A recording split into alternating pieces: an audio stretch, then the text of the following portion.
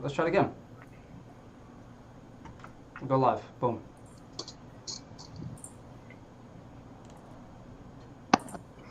Okay, we are now live again. For the second time tonight. Okay, so, sorry, but I had a bunch of people from HU that I'm not friends with on my personal page, I don't think. You're live on your personal page again. Oh, never mind. No, I should be on HU. I should be. This should be fixed. Guess who's back? Back again. Alright, so just invite everyone back. Come on back. Just come hang out. You know, we were just kidding. We were just joking with that one. That was a test run. We're just making sure you guys were awake and alive after the AM Hookah podcast. You know, just throwing it out there. You know, just here. So I'm drinking some beer. The lovely guys, our main talent, our roster is getting ready. They're powdering their noses, getting their beers ready, having some shots, shooting the shit. I ran out of things to say about that. But yeah, they're doing things right now. It's cool. We have a special guest today, Austin. Bundle of energy. My baby boy. Best beard in the business. Man that goes, ah! Captain Wetbeard. He shuts shit down. Tell you What's what, up, guys? if he doesn't like how things are going, he's gonna shut you down immediately. You're done. It's over. Travis Green says, "Where's the raccoon?" Fuck the raccoon. He ain't in here. Done with the raccoon. Motherfucker keeps coming in and hijacking my room when I'm not here. I don't appreciate it. You can't have wild animals, especially raccoons, especially a shitty raccoon that smokes cigars, live with you. Can't have it. Don't have animals as roommates. Just don't. It's shitty. Andrew, what's up? Jimmy Sharver, what's up, buddy? Matt, awesome AM Hookah podcast. We're going to try to see if we can get some people in here real quick, and then we're going to start the show. Let you guys talk to the main guys. I am just here to moderate, and I'm going to be pressing a bunch of buttons here. Matt, who won? Who won between Kyle and Adrian? Actually, also, if you guys don't know, Matt and Adrian are going to be in the same place at the same time. For the first time ever. It's gonna be popping. I'm super excited about it. Alright, so it seems to be working now. I'm gonna give it 30 more seconds, let people come in. Then I'm gonna hit you with the intro. Sexy intro. I just realized my chat just decides to stop moving up and whatever, just does whatever. Kyle won. Of course Kyle won. The chat's having updating issues right now. It is, right? I have to constantly just keep going down. Alright. Caleb, Joe, Cameron, what's up, buddies? How you doing? Travis Green, you better have a drink in your hand. I will take nothing less from you. Frank Simmons, Uncaged Happy, you shut your whore mouth. I will not take that type of sass from you, Frank. I don't care how many stairs you fought in your time. I ain't having it. Okay? Good. Alright, so we're going to get the intro going and enjoy Hookah University's Beer Garden. I hope you like it. Stick around. Watch it. Drink beers. If have a beer, get a beer. All right.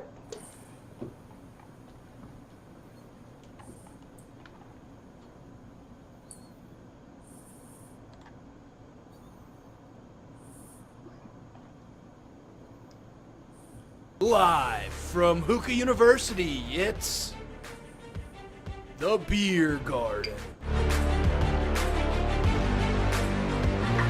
With your hosts, David Harris and Jeremy Bird. Featuring tobacco brands like Azure, Alpha Kama, Tangiers, Zoo Merit, and more. Special host, Austin Coulter. Your producer, Chris Fernandez. This is the Beer Garden.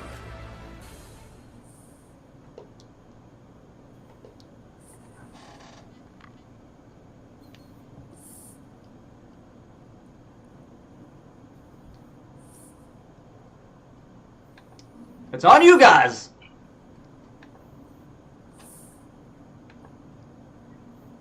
Wait, you guys are still muted, you penises Unmute yourselves, all of you. I'm right here. I was enjoying Okay. the intro. All right. Man. All right. I was paying attention to that God damn sexy it! intro. Get Adrian Hunter and Matt Desmond out of my chat. They are messing me up. Okay, bye. Well, guys, I would like to welcome you to the beer garden with my co-host David, and now we got a special guest, Austin, aka Captain Webbeard. His name is down there, but you can actually see it this time, which is fantastic. Chris is actually like excelling at that part. So we'll just see if we bring back the raccoon or not. What do you guys say? I think we'll see. We'll see. Right now, the Well- van looks a little bit cleaner. There's a little less trash, so I'm liking it. It's not as homely as Happy would want it to be, but it's damn well nice. Well, welcome to your first beer garden, Austin, Mr. Wetbeard. Not sure what to call you yet, but it's actually going to be a fun time tonight. So, Awesome. We're going to talk about all kinds of things. We're going to talk about beer. We're going to talk about hookah, something in between, with a little bit of everything that's kind of going on in the industry. And if you're not fucking over 18 or over 21, depending upon, the specific localities of your location, then get the fuck out of here. All right? That or drink some apple juice. You're right. So, David, here we are, episode 3. I am literally spitballing all of this. Don't worry, there was no script. We kind of like to keep it loose around here. What do you think, David? From where we were to where we are now, I think we're going to make $1 million in the hookah industry, doing all this streaming. I mean, I with that intro, damn, dude, I got hyped. I'm ready. Yeah, I'm ready for the SmackDown. I'm ready for the next episode already, guys. Like, I am so excited now. You don't understand. I saw previews of that intro, but damn, with that background music, ooh. We're all, fans of Dr. Noob Sauce and what he does for Hookah University. But, this is a beer and hookah show, so let's just get on over to what I'm smoking for now. Let's all sit back, relax, drink a beer, and say, Monday does really suck. So we need some libations to liven that up. So into what I'm smoking tonight, I will tell you guys that I went with something kind of off and weird. And I was going to pack a Stone Bowl, but since I got some new toys in this week, I decided to go with the Ogneck bowl from Frigate that I got in. It's that metal bowl you guys see me posting. But I went with a readily available beer. I went with the Shiner S'mores beer, and decided to put it in a tulip glass so you can smell it a little bit better. But it's a malty stout. It's really a dark lager, not quite a stout. It's going to bring out notes of vanilla and graham cracker and marshmallow as the name say, but it's also going to have that maltiness. And there's just slight cinnamon and a caramel afternote. So with that, I decided to go with some Azure cigar, which has that chocolatey, earthy note. And then I paired it with Azure Royal Raspberry and Bermuda Mint. And I kind of wanted to drink dessert and smoke dessert. So it's, like a raspberry chocolate cake almost. It just sounded so good. I just don't even know how to explain it. So I will say, David, we've been around the block with these tastings and these pairings, and I don't even have a clue kind of what you're drinking. The labeling on it was a little foreign to me, just because I couldn't understand it, but I eventually found it. But I'll let you explain kind of what you're smoking and drinking tonight. Well, I mean, the best way to put it is, and Austin knows this, it's basically summer in Arizona now. We had our first day of over 95 degrees. And I wanted to shake things up a little bit compared to the last 2 episodes where I've been on that sour hype train, and I will always be on that sour hype train. But I'm actually going to go with today, it is going to be an extra dry version of a sake saison. It's used rice rather than barley and hops, and it's actually going to be a little bit really dry in one sense, but nice floral notes coming through, nothing that's going to be too heavy. Advantages to that with actually what I'm smoking. I'm doing a little bit of cane with alpha comma passion fruit and Zoomerate green lemon. So I'm really kind of trying to get into those summer vibes, the lighter style, without actually having something that's going to weigh me down, kind of like those last two sours did. Yeah, sours tend to take a hit on my palate, and I see you kind of going with that dry saison. For those people that don't understand what a saison is, it's close to kind of like a between a farmhouse ale and a pilsner almost. Mm-hmm. Um, Lighter style.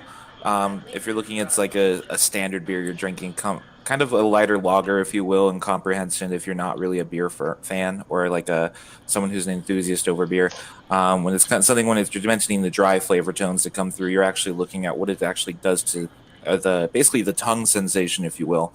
Dry notes tend to kind of have a tart, if not very bitter reaction on your palate. If you're drinking something ridiculously dry.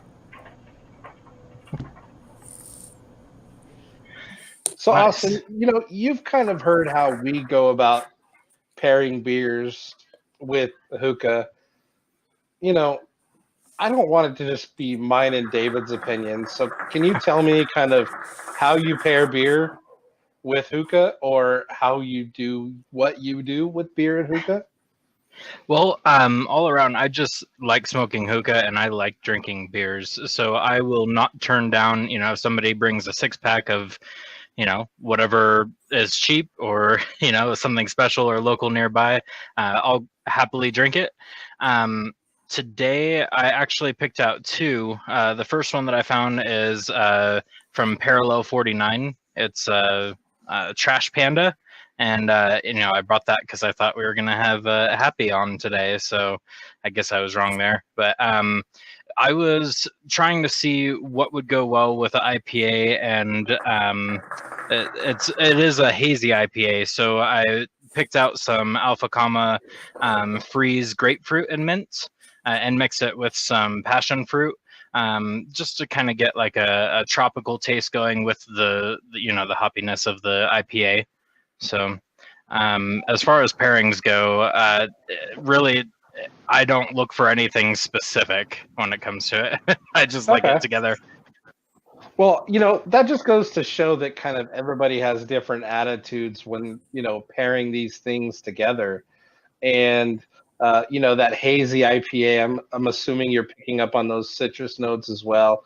So you and David are very similar in that aspect where you're going for those summertime feels. Yeah, man, it's hot. It's like 85 degrees in my room alone right now. I gotta pop open a window. I'm gonna see sweat stains if you keep this up. Like, oh, there they are. Fuck. Welcome to the desert, people. Holy crap. Yeah, Phoenix just hit their first triple-digit temperature on Friday, I think. Yeah, thank God I'm not in Phoenix. So yeah, it started. Paul has a question in the chat. He goes, "What's a New England IPA?"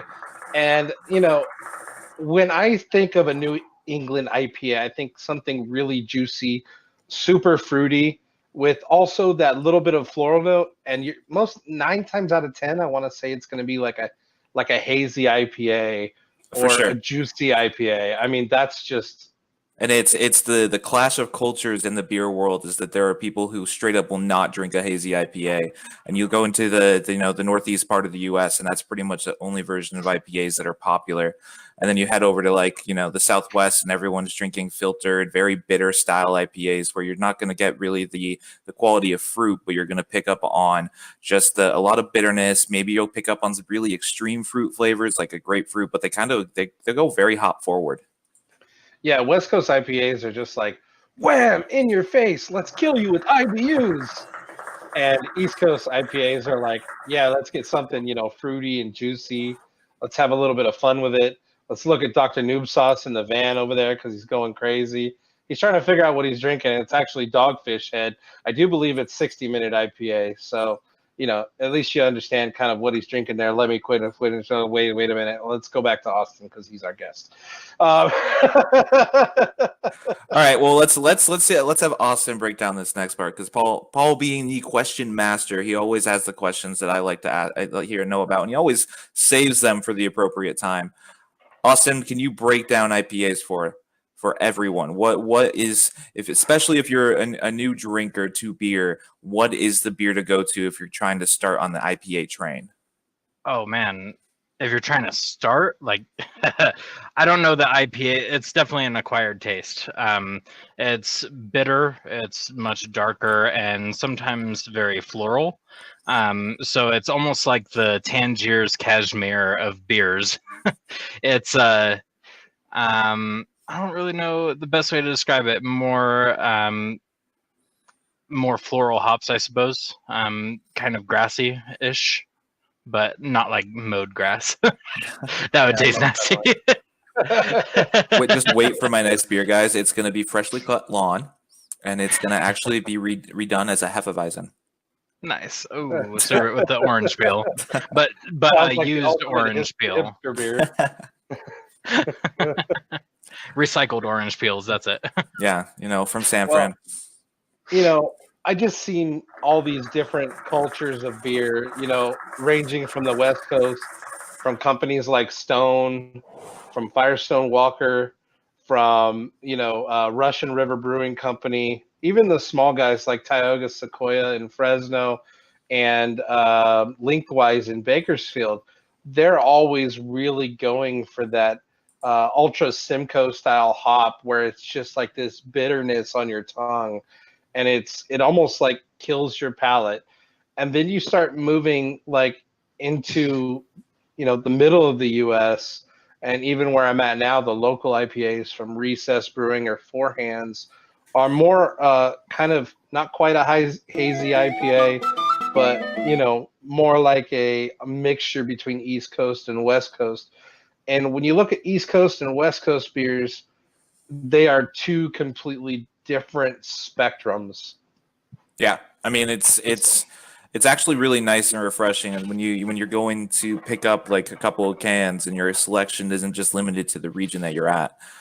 Thank God for massive distribution. Like, I would not be a beer guy if I was limited to only what I have available in my town. I probably would be, but I wouldn't have as much of an appreciation. Yeah. So when you go to the East Coast, you're going to find companies like Nuclearius is what I would put into the East Coast IPA category. I would put Trillium Brewing out of Boston area in there. They make some wonderful hazy IPAs. And then when you move down towards the south, like towards Florida, you're going to find more lagers, more fresh drinking, summer style ales, just due to the different weathers that they have around there. A lot more sours as well down there. Mm-hmm. What are some of the unique breweries around your guys' parts? I mean, I know both you guys are in Arizona, and this is kind of like Arizona episode, but it's a little separated, and you see maybe a little bit different stuff from around where you are. So Austin, I will let you. Yeah, let's let you take the lead on this. Well, I know that David probably has some notes to add to this, but one of my favorite breweries out here in Arizona is Mud Shark Brewing. And this particular one that I'm drinking is a Full Moon. It's very, very similar to your Blue Moon, like a wheat style, orange wheat, almost like a Hefeweizen. But it's very hazy. Very orangey and perfect for summer, and it's 8.5% alcohol, so suck on that, Blue Moon. Yeah, most definitely. Matt says, at what point is a drink no longer a beer and becomes a liquor?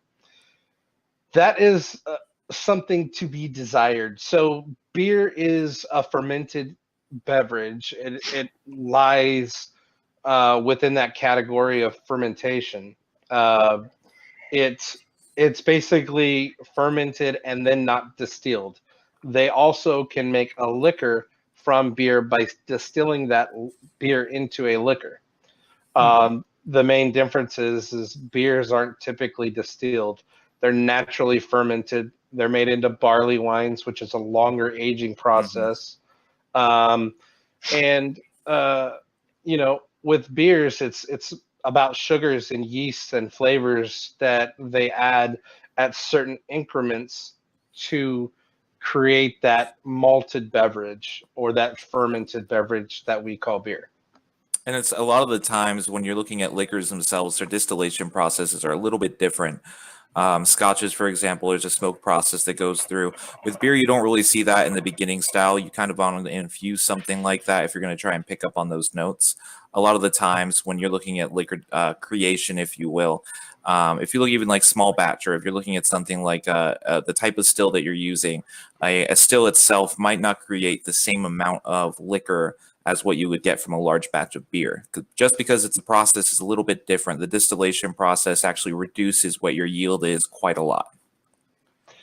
Yeah, most definitely. And I know that even in some of the larger distilleries in Ireland and places like that, when large corporations bought those breweries out and they shut those distillation facilities down, they actually moved the distillation facilities to another location. And the reason for that is each of those distilleries had very specific ways in which they were distilling that alcohol, from kettle pots to glass lined kettles. There's so many different things that sadly I just don't think that we have the time here to go over. But it's that quirkiness of that distillation process, which then can also impart flavors into said liquor, beer, wine, whiskey, where beer is not, distilled naturally, but you could have a distilled scotch and then make a scotch ale. Exactly.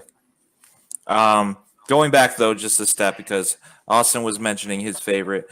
I think the side of Arizona a lot of people don't see is, at least in my town alone, I've mentioned it prior, we have 22 breweries in Tucson, right? And you look at that, that's a massive number for my population. But we then consider the population of Phoenix, Flagstaff, all of the other areas. Tombstone, for example, has one that's gotten ridiculously popular in the state. And we're looking at probably maybe around 60 to 75 different breweries across the state. And because of that alone and the traffic that we see seasonally, Tucson as well as Phoenix are becoming hot spots for beer. Just because we kind of have to cater to so many different demographics from around the U.S., even globally. When you're looking at what we have available, I don't know very many places that you can go pick up 4 different types of Northwestern style IPAs, 3 different hazies, and then get a sour seasonal, non-seasonal sour at all times. It's something that our breweries do really well. And I'm glad that, we're kind of that seasonal state in the sense that we like to call them snowbirds. Everyone from your side of the country, Jeremy, wants to have a nice relaxing day off from the cold and come up with us. I don't disagree with you in that. I mean, I remember when, wine country was still wine country in Paso Robles in that area. And you get people like Firestone Walker that just pop up out of nowhere. And it's like, not everybody enjoys wine. Mm-hmm. And now they make some of these world-renowned beers like Sukaba. And then they even do fruited sours. I got to remember the names of them right now, but I just can't remember that many beers that I've had in my life that mean so much to me. But yeah, it's just like, it's this interesting thing to where, tourism kind of attracts breweries to pop up and become, legit in their own namesake. Mm-hmm. I mean, Austin, what do you see as a local trend? Do you see new microbreweries pop up, or even macro breweries where they're only doing like their draft room?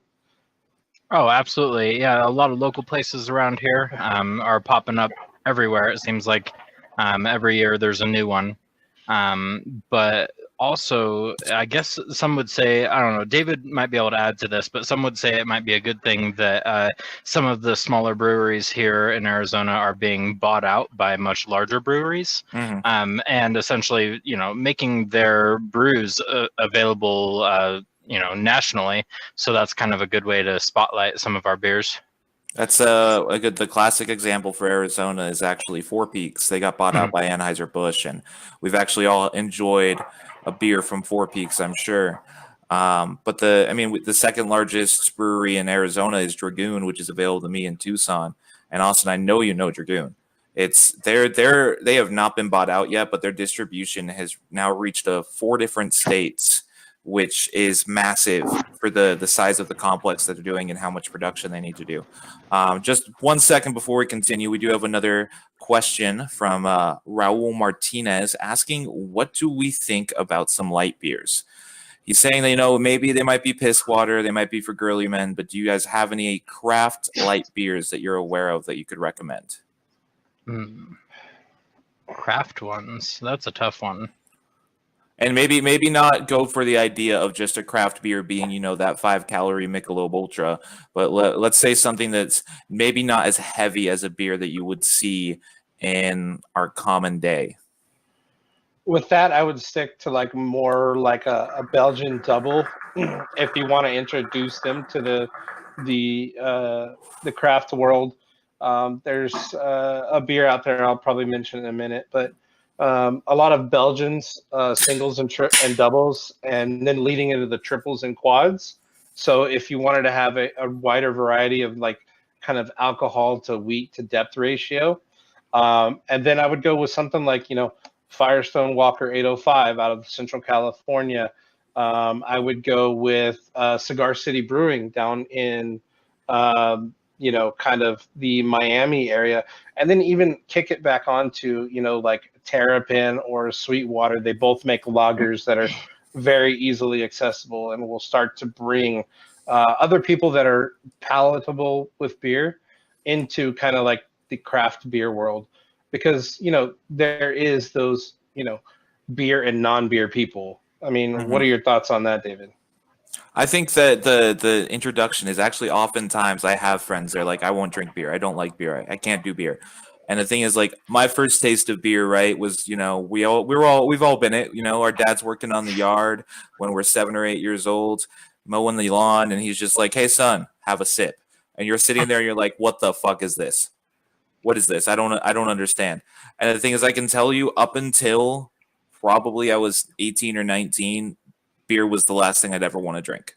It's one of those things where the impression that I got at a young age completely turned me off. And I think that's a lot of people.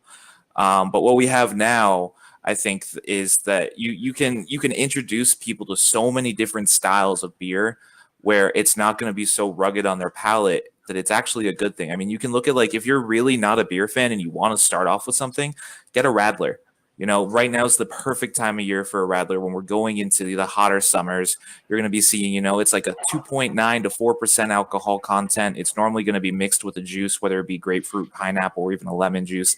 And you're not going to have that beer taste quite as, substantiated. You're actually going to have the opposite. You're going to pick up on that juice flavor and kind of see how it goes. The best way to look at it is a Radler is nearly like a canned mimosa, dude. It's one of the most refreshing things you can get. What do you think, Austin? I mean, what are some beers that you would bring on for guests out of basically, they're beer people, but you want to bring them kind of over into the craft world? Oh, man. The first thing that comes to mind for me, I would have to say there's a brewery out here called Papago Brewing, and they make one called Orange Blossom. Oh, God. And, that's the first thing that comes to mind for me. It sounds like David might have conflicting views. I have conflicting interest. I can't drink that beer anymore. Oh, man, overdid it, I guess. No, I found Papago when I was transcending past Belgian whites. Ah, okay. Yeah, so I would, for somebody that's not quite into IPAs and darker things, they may be looking for a lighter Belgian or maybe a Hefeweizen or something. That's what I would bring them onto, because I really enjoy the fruity summertime flavors like that. So then, what about you then, Jeremy? What about the concepts of? I mean, because your region has a lot to play in, right? So what we're comfortable with and what we see on the daily isn't going to be what you see daily. So what would you say is the starter beer for your side of, and I know your knowledge goes beyond just the region you're at, but just keeping it to your locale, what is something you would start someone with? They have this brewery up in Alton, which is about 35 miles north of here. And what I'm seeing with the craft beer trend is that these craft beer, they kind of go into spots where people don't want to be, or older buildings, because they want that vibe, they want the brick, they want the atmosphere of being cool. But it's a locally available beer, and they have a citrus wheat. Okay, so for those people that like the wheat, they have a citrus wheat, and they go everywhere from just a simple citrusy lager. I don't remember what it's called right now, but they even go into like a hibiscus tart. So this is like the beginner brewery for people that are just getting into beers. They literally have like stop to start. They got like all kinds of different flavors. Mhm. And then for Fresno, Central Valley area, I mentioned Lengthwise, and I mentioned Tioga Sequoia out there in the armpit of California. Firestone Walker, they have 805 to start with, and then they have amazing stouts and barrel aged beers like Sukaba and Akabas. They even have their anniversary beers out there. It's always a treat to go out there. And then, even going onto the East Coast, places like Cigar City Brewing, a lot of these breweries, guys, what you don't know is they don't just make expensive beer. The bottle releases that they do get a lot of traction. That's why a lot of that stuff gets released. Or, you see at Firestone Walker, 805 took off. They mass marketed it. Of course, they got bought out, but that's an easy drinkable beer. So what I like to say to people is beer is becoming like the new wine. You Mhm. can start at $3 a bottle, and you could start at $300 a bottle. Or you can even get more expensive and go buy something that, they make 50 bottles of. They used to call it the most expensive beer in the world, but Sam Adams put out Utopia. Okay. It was priced around $300. And then I it went want up that to bottle, just so and you then it know. went to 1,000, and now it's sitting somewhere around $1,500 a bottle. But it doesn't have to be that. You can find amazing beers where a can or a bottle are going to cost you under 10. And then you can move into some of the stuff where it's under 20. It all depends on your palate, and you got to really know what you will like to dive into those. We got another question real quick, and it's actually from Jesse, our man down in NOLA. He goes, "What's up in Louisiana?" Abita Brewing, right? First off, saw that comment. Abita's amazing. Their amber is probably one of the best ambers on the market. If you're wanting something seasonally, definitely recommend it. But his question is, Purple Haze. Purple Haze is also up there. Can't deny that. What is considered the production of an micro brewing? What is the scale factor that makes something a micro brewery compared to what you see, or what the term I've used in the past, like a macro brewing? What is the threshold for that? I don't really know. That's something that I don't have in my memory bank of useless information. And I used to know it, but it's just not something that I remember. So I'll do some research, and I'll tag Jesse in a post on that. It's based off of the gallons. I Yeah. think the threshold is like 1 million or 2 million or something gallons worth of beers Yeah, for micro versus macro. It's yearly production, though, I think, isn't it? It's not batch-based production. It's how much you produce throughout Per the year. entire year. Yeah. So I mean, there's my last. Oh, Go go on, ahead. Jeremy. No, go ahead. I said my last kind of beer and hookah related question for you guys is: are you seeing where wineries used to be? Are you seeing more breweries pop up?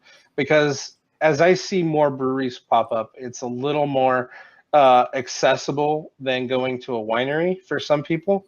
And a fun fact, about 10 years ago, I got kicked out of Opus One in Napa because I got really drunk and I decided to roll down the hill. And it is probably one of the most bougie vineyards in Napa.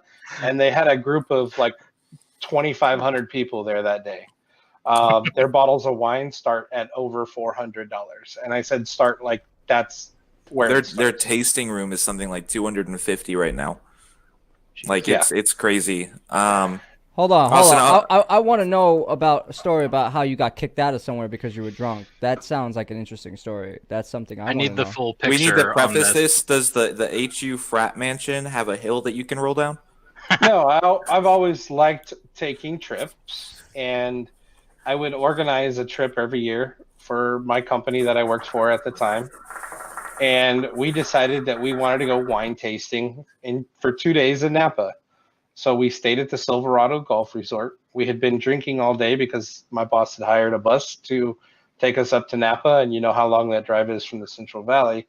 It's somewhere in the neighborhood of around 6 hours. So we're sitting at this bus, we're drinking, and we get right off the bus and onto the wine train. We literally put all of our bags into the little B&B or air hotel, whatever we were staying in. So get our bags, we get changed, we get right onto the wine train. Opus happened to be the last stop of the day. Okay, we went to 15 different wineries, and on top of drinking scotch for breakfast, I was heavily inebriated. There was somewhere around 2,500 people there at the time. It was during Christmas break, so they had a huge influx of traffic. And somebody that was in my party dared me to see if I could drink a glass of wine while rolling down a hill. The answer is yes, not very well. Sir, please leave the property. There's a secondary question to that. Did they record this? No. Damn it. Dang. All right. Well, we do have some other points that we need to talk about that kind of segue more into beer, just because there's been a lot of happenings going on within the hookah industry. Well, I got Jeremy, one more question to ask you guys. Oh, all right. And it goes back to kind of right before Penis interrupted me. Suck my fucking dick. Unit. Okay. Are we calling dick a unit of measurement now? My dick's a unit of measurement. I'm sorry, but like a decimeter doesn't count. Chris must have had 4 dicks for breakfast. That's how it can be used in a sentence. Do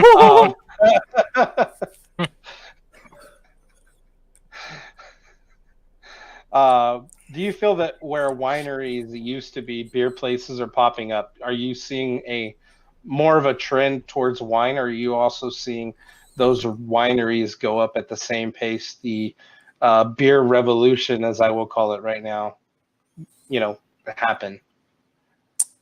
Austin, I'll let you take the lead because I'm pretty sure we only have one wine region in Arizona. Yeah. Are you referring to like what is it? Corn up by like Cottonwood and stuff up there, Cornville maybe? I was thinking like Wilcox and then technically Sedona, or not Sedona, sorry. Wow. So I lost the word. out of the valley, basically. Yeah. We don't have very many like wineries. I know down in the Valley of Phoenix, there's not many. So I can't really see if I've like noticed, like wineries closing down and being replaced by breweries and things like that. What about you, David? So we do have. I mean, if we're considering the Valley as a wine region, we don't really see that in Arizona much. Wilcox has 2 vineyards, maybe, and to be honest, they're kind of bad. But we do have Elgin, which is in southern Arizona, and there's about within that area 10 different vineyards, and that's probably what I would say the major wine region of Arizona is. And within the last 5 to 10 years, their quality went from something I would never drink to something I could see myself buying, a $15 bottle, drinking a nice rosé or a nice Cabernet throughout the year. But I think the difference that you see compared to like Northern California, right, where everything's kind of stacked on top of each other in the sense of these distribution areas, or like, Napa's known for wine, but you look throughout the entire state of California, you have like areas like Temecula, shout out to Vapor. But you see those regions and they can do wine and beer. They kind of hit both demographics and they kind of grow together. Arizona's different. And the thing is that we kind of have this weird thing of that we kind of keep wine off to the corner, let it do its own thing, and we kind of let the beer substantiate itself, which is really nice because, I have 2 breweries on average that open up a year, and it hasn't stopped. While wineries, we might get a new winery every 5 to 10 years, maybe, and that might be just it's new because it changed hands. Okay. Well, we got a lot of stuff to talk about, and I think that goes into kind of our segue. We're going to circle back to corn, as Travis says, and go back to kind of what David was saying before I rudely interrupted him. But, we as an industry are somewhat under attack in California in regards to State Bill 38 and the other bills that are kind of happening right now.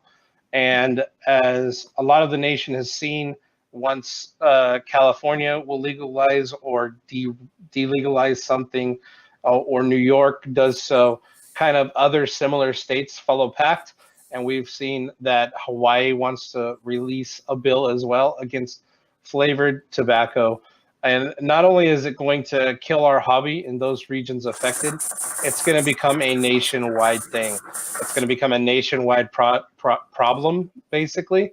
And, it's not only our hobby, but it's, thousands of years of culture. And I know that by speaking to our good friend Paul Cielo, that, when he was in conflict and overseas, the only way to get business done was to sit down with these individuals and, smoke some double apple with the guys. So, David, what are your feelings regarding kind of the state bills and things that are happening right now?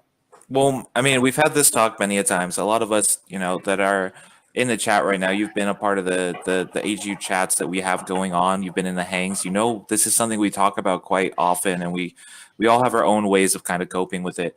My concern more so right now, rather than the banning of flavored tobacco, because we do have the workarounds for that, is that the age gap that they're trying to create for hookah and the smoking in general. I brought it up a little bit earlier before the show, and as of I think it's June, maybe even July, it's rumored that the national side of the bills and passes and laws that we see are going to attempt to raise the smoking age for any product that contains tobacco to 21. So you're telling me that somebody can go overseas, fight, die for their country, but they can't enjoy adult libations? Exactly. And you got to consider the fact when someone's overseas on base, they're still technically under the realm of U.S. law, right? So they're going to have that controlling, factor on them. I have had a lot of friends join the military. A lot of friends, have spent their time in the service. And the thing is, I have an ultimate respect for them for the things that they do, the things they've done, and the things they will continue to do. But none of them would have, stayed in the military. I hate to say it this way, if they didn't have their own vice. And a lot of the times it was either smoking or it became drinking or something along those lines. And I hate to say it that way, but everyone does have that vice. And the fact that we're going to vilify tobacco at this point and openly accept in our arms, marijuana and weed and those concepts is kind of something that I look at a lackluster sensibility, in the sense that, I can go and buy a freaking edible. I can go buy an edible gummy bear, which to me markets to kids more than a flavor of tobacco, where once they get their hands on the product, they don't know what it is. Like a kid knows what a gummy bear is. If you put a gummy bear in front of a kid, they're going to want the gummy bear. Mm-hmm. So I think it breaks down to me the concept that, we have these rights. We have these rights that are set back now 200 and probably 45 years about now. And we continually violate them. Like, these are basic human rights. These are rules and regulations we put into play and aspects that we expect from people. Yet we keep moving towards this demographic of change that will either destroy complete markets or it's just going to scare away your populations. I mean, California is the last state I'd want to move to now. And, it really, really irritates me when they say, okay, well, you can go die for us, but you can't enjoy your life. Okay. We want you to be miserable and fight for your country, but you can't have any vices. And that really irritates me to no cause. I mean, they're bringing back these broken kids, and it's really interesting to me. Austin, how do you feel about it? Well, I have a question. Like, whose ultimate responsibility do you believe who should be paving the way and be doing these things? In the Doing what sense thing? of modifying the laws, or in the sense of No, controlling because the I know market? the congressman and senate is gonna do whatever they please. But who do you think should be taking the reins for these things? Because it seems like we have a very inactive community when it comes to shaping laws. It is a very inactive community, and it's not by design. I think that basic human rights is like, if you're going to put something in your body, you're going to find a way to get it. So, uh, do your thing, girl. You know what I mean? It's like, understand the risks, but know kind of what you're getting into. And I that think shouldn't be up to any politician or any uh, governmental agency to define, unless it becomes like, you know, a harmful substance I to think other we have, people. if you look at it, and it's funny, right? I mean, as much as people believe it's a conspiracy, you look at something like MK Ultra, right? Where there is actual written documentation of our own government basically drugging a population, and now we're not okay with something that's been around for hundreds, if not thousands of years globally, right? Tobacco was at one time the highest grossing and the highest revenue production you could do. We had presidents that were involved in tobacco farming. And the thing is, now we look at it with such a shame. And it's not the regulation of big tobacco that we look at and we see the changes. Those are the people we fight. Because if right now you look at it, these flavored tobacco bans, they're not hitting cigarettes, right? It's completely fine for you to be 21 in California and go buy a pack of smokes, right? But it's not going to be okay for you to sit at home after work, crack open a beer, put some cools on, and pack a bowl. That's not okay. And for me, hookah is kind of a ritual. Okay, it's like, I'm gonna decide what bowl I'm gonna pack. It's how I'm gonna pack it, what coals I'm gonna use, whether I'm gonna use foil, what hookah I'm gonna choose, how I do all this different stuff. You're not just going to say, okay, I'm going to go pack a hookah. I'm going to go down to the store. What materials do I need? Well, TV taught me that, or a video game taught me that. It takes Right. fucking work to do this. It's not Mhm. like, you know, let's just pop some juice in an electric, stove and have at it for a little while. It's a crafted piece. It takes effort. It takes time. It takes knowledge for this to happen. Um, a kid is not gonna know what the hell he's gonna do with a hookah.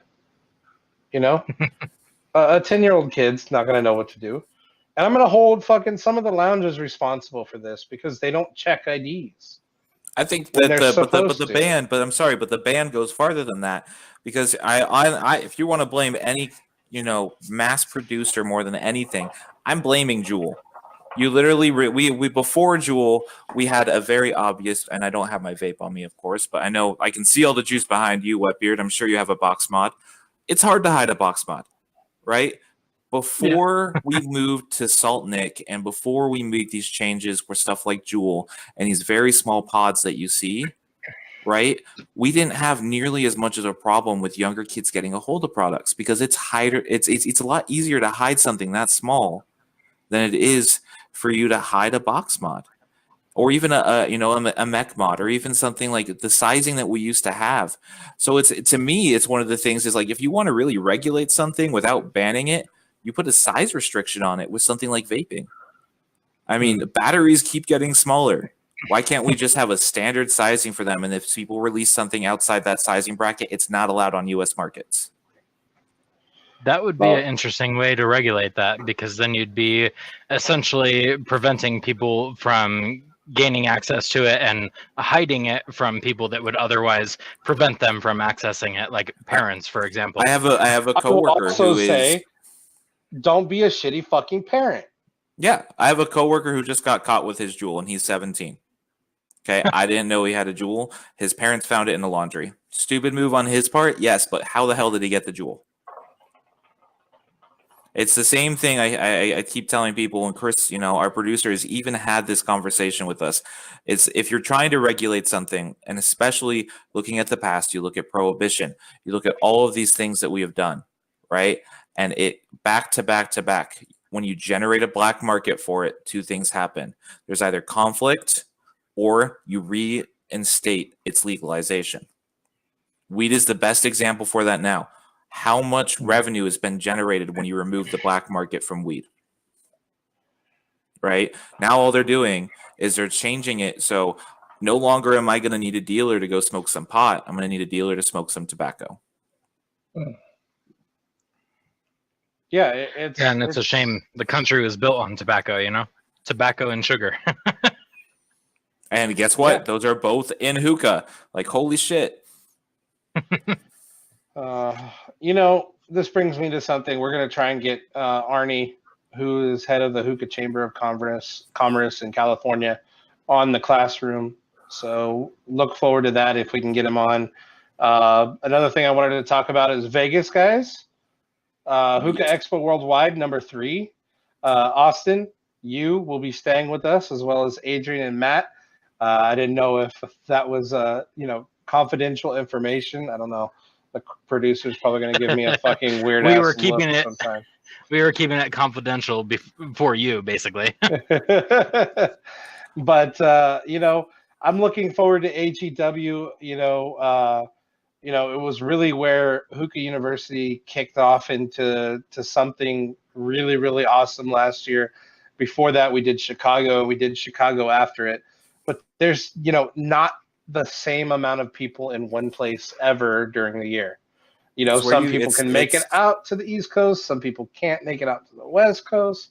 So it's really like a gathering place of friends, and it's where you forge your friendships, man. I've said it to many of the admins on HU because that's where I first met all of you guys, and it comes time and time again is that, the last 2 expos I've been to, I have made friendships that I never intend to lose.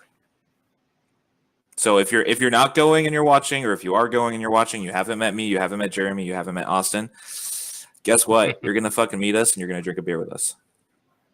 Yep. And looks like Brandon George may be out there. There's some other people, Raul, Paul, Travis, myself. There's staying in a big ass There's house. Something amazing about surrounding yourself with people that are all like-minded. They love the thing you love.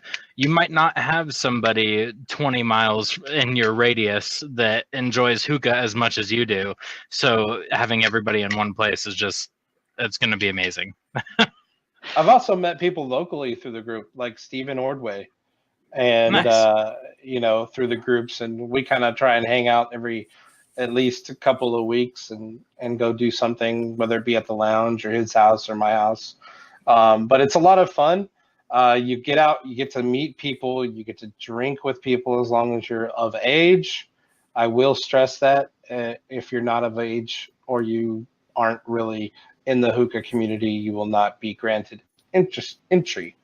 But hey, I know I am qualified to card people throughout the entire nation, and I'm a bartender. You try and get past me with your tiny looking body and you looking like you just walked off the boat with your freaking fake ID, like it ain't happening. Okay, I will lock you down. I will put you in the closet.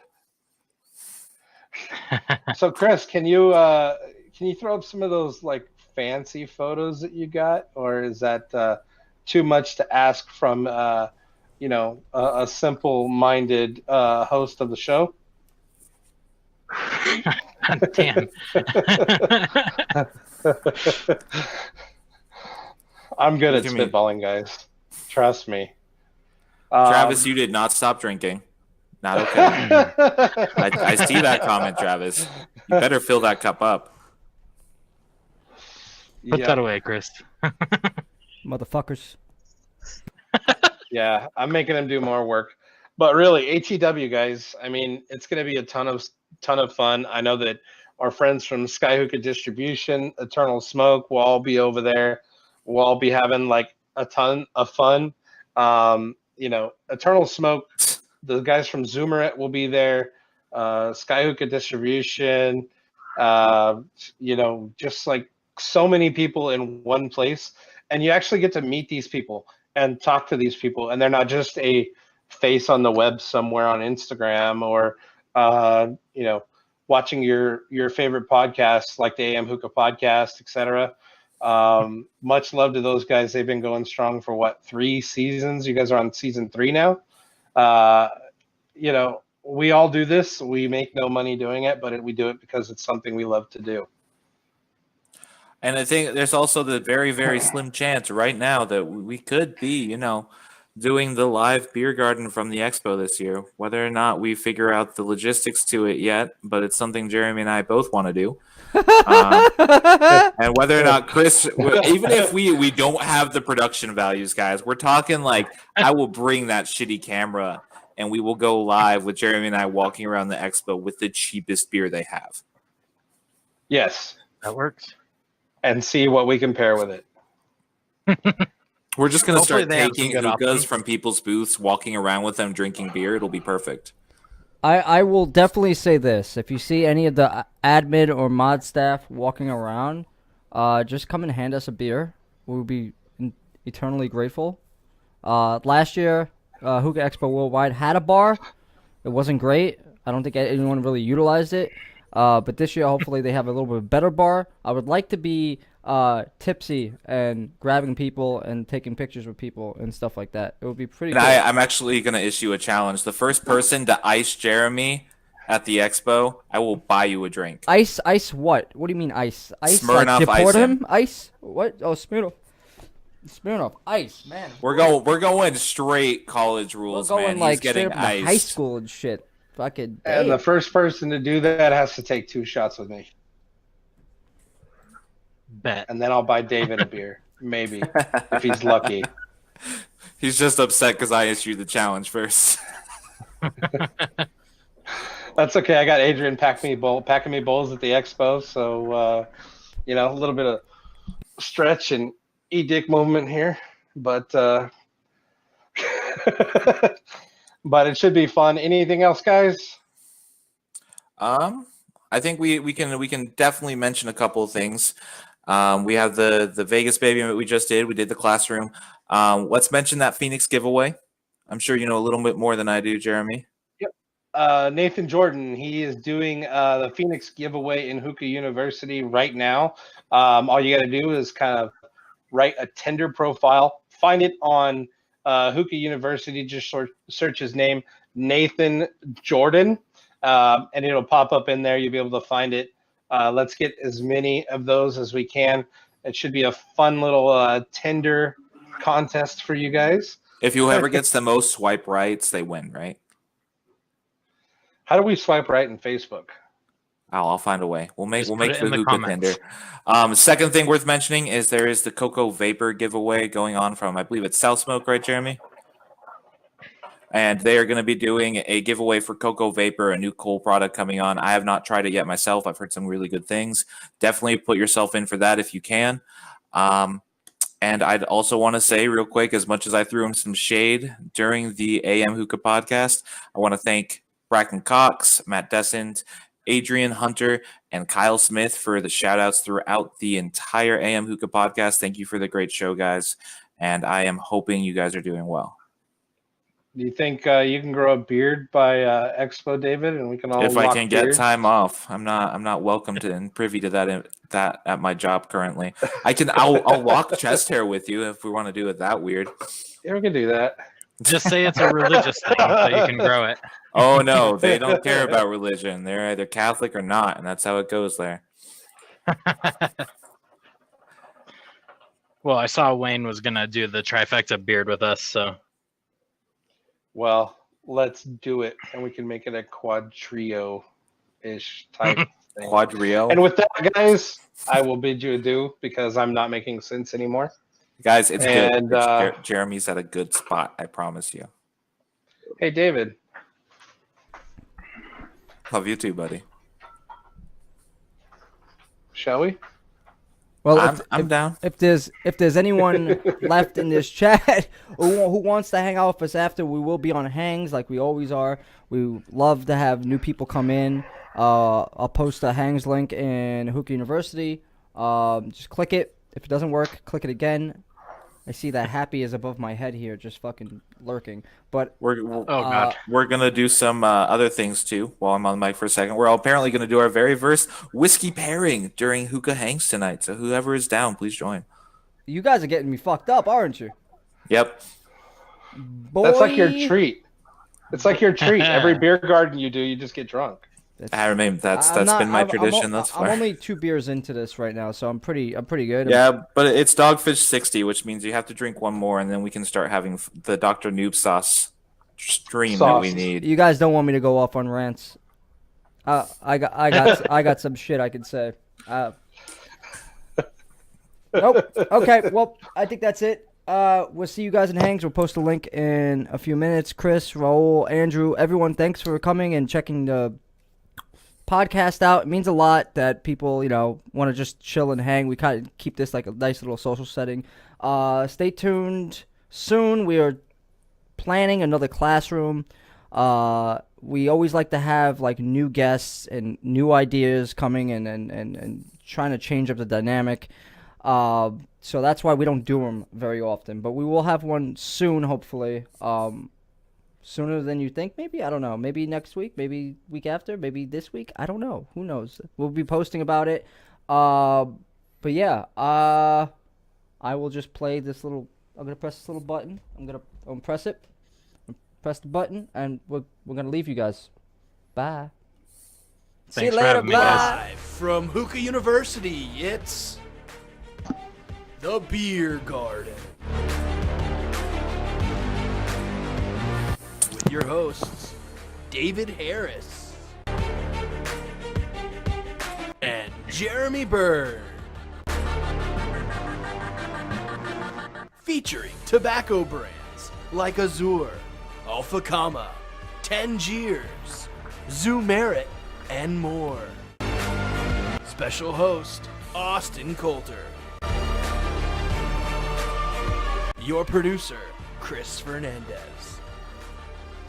This is the Beer Garden.